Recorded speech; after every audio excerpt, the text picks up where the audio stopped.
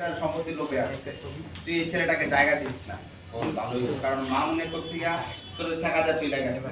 এখন ইমন যে ছেলেটা ও ছেকাদা চলে যেতে পারে, যার কারণে আমি ইমনকে ডিরেক্টলি বলছি, তুই লালাতে কত টাকা চাস বল, টাকা নিয়ে শুধু লালার মনটা নিয়ে খেলিস না, কারণ ইতিমধ্যে ওর মন ভাঙতে ভাঙতে রাস্তা কমলাপুরের ময়লা ডাস্টবিনে পড়ে গেছে।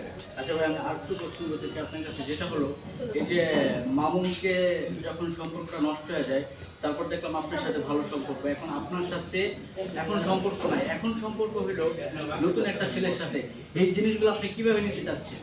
এই জিনিসগুলো আমি খারাপ ভাবে নিব, কারণ লায়লা যে কাজগুলো করতেছে দিন দিন, আচ্ছা, এই ছেলেটার নিয়ে কি করতেছে, হাত ধরাধরি, রোমান্টিক ভিডিও।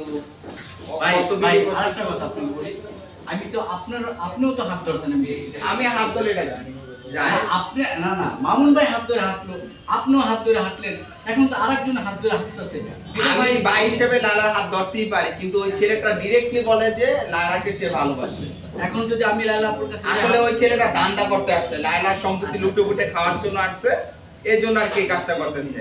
আপনারা সবাই ওই ছেলেটাকে রাস্তাঘাটে পাইলে একটু উচিত শিক্ষা দিবেন, যাতে পরবর্তীতে লায়লাকে যে ভালোবাসতে হবে সে নিঃস্বার্থভাবে আসবে। তার মানে আমার ভাই বোঝাচ্ছে যে আসলে লায়লার সাথে যার এখন বর্তমানে রিলেশনশিপ আছে বা বন্ধুত্ব আছে, সে ছেলে তাকে ধ্বংস করার জন্য, তার টাকা নেওয়ার জন্য বা তার ক্ষতি করার জন্য এই ছেলেটা তার পাশে দাঁড়াইছে।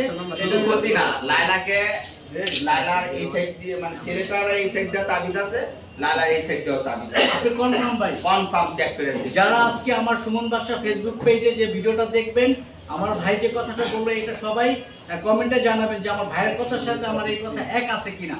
তো অবশ্যই ভাই আপনাকে অনেক ধন্যবাদ আমার সাথে কথা বলার জন্য, আমার পেজের জন্য। তো ভালো থাকবেন। আল্লাহ হাফেজ।